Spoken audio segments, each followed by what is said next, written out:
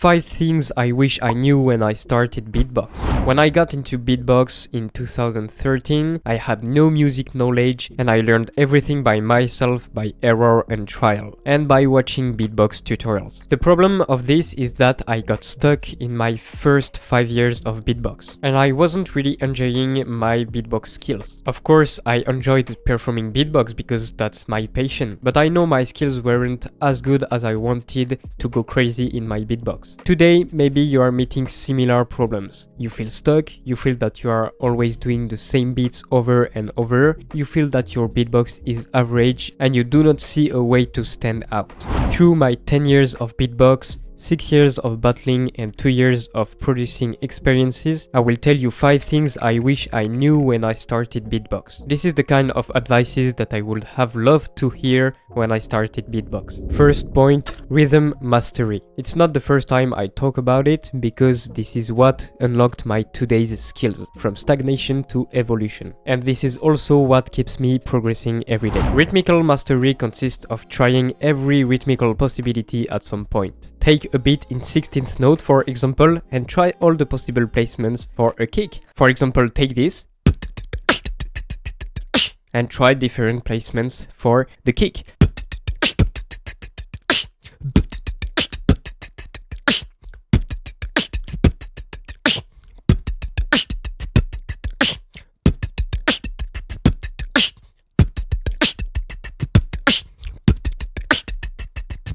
And maybe do the same process for a snare. And so on, you got it. And you can also do it on the first beat. And this kind of process helped me to get so many variations of the beats I was doing. And that's how I can perform endless freestyles like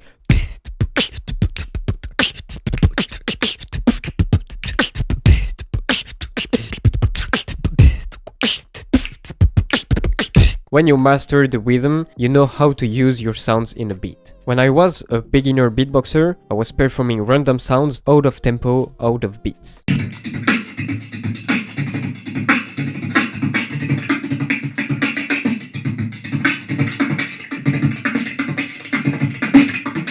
Sometimes I could hold a coherent rhythm, but not for too long. My patterns made no sense. The more you know and master a rhythm, the more solid and creative you get. If you feel your timing is wrong and not mastered, you can check my 4 videos on 5 patterns to start beatbox, how to beatbox fast, how to create beatbox combos, and how to create a beatbox routine. There are many key concepts about rhythm and timing. You can also check my free beatbox training kit in description, in which you can find the video how to get rhythm as a beatboxer. It is a free beatbox tutorial on Lyrebird Beatbox School, and this explains a lot about time and rhythmical subdivisions. The video is in French, therefore you can watch it with the English subtitles. The second point is about listening to music. I started listening to music actively really late. I was 21 years old. And when I was passively listening to music, which I started by the age of 8, I was listening the same songs over and over. In 2021, when I started music production, I started also to listen actively to music to find new ideas and be curious about many different genres like lo-fi, EDM and metal music. By active listening, I mean try to find out the details in the song. Follow the beat, understand the melody, be aware of the different instruments and analyze the structure of the songs. I've heard this advice in 2016, but I couldn't get myself listening actively to music for some reasons, and music production really helped me to get into active listening. If you are not interested in music production, it can be wise to dedicate listening sessions with professional headphones, and it can also be wise to learn any instrument of your choice. Maybe a guitar, maybe a piano, it can be anything. If you learn any instrument, it will change your vision of music and of beatbox.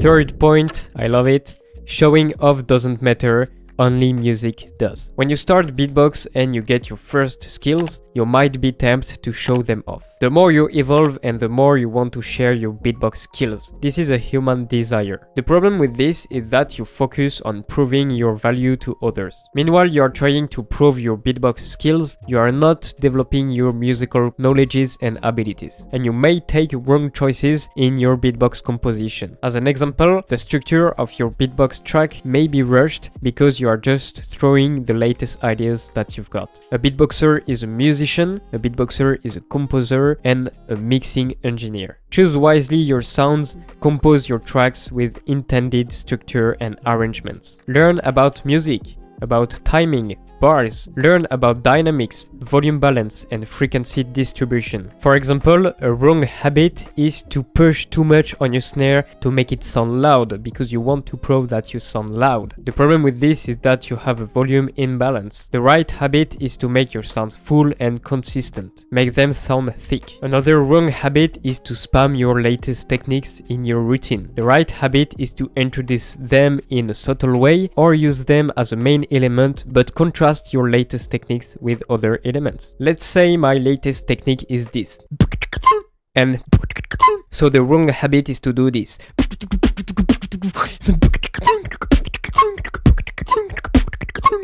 It can work at some points, but still there lacks of bass and contrast in my opinion. I'd rather do this with another element to contrast. For example,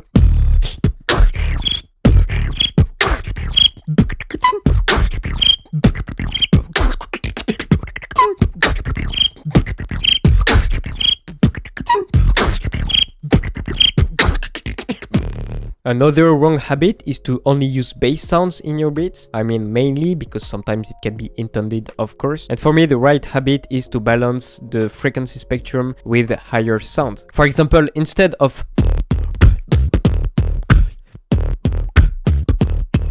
I'd rather do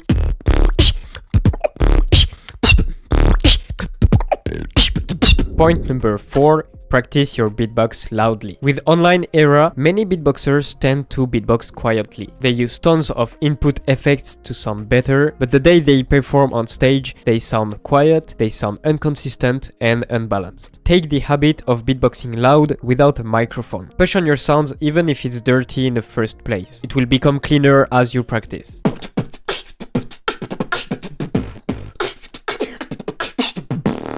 That's how I push my sounds. If I was beatboxing quietly, it would do this. Let's do it louder.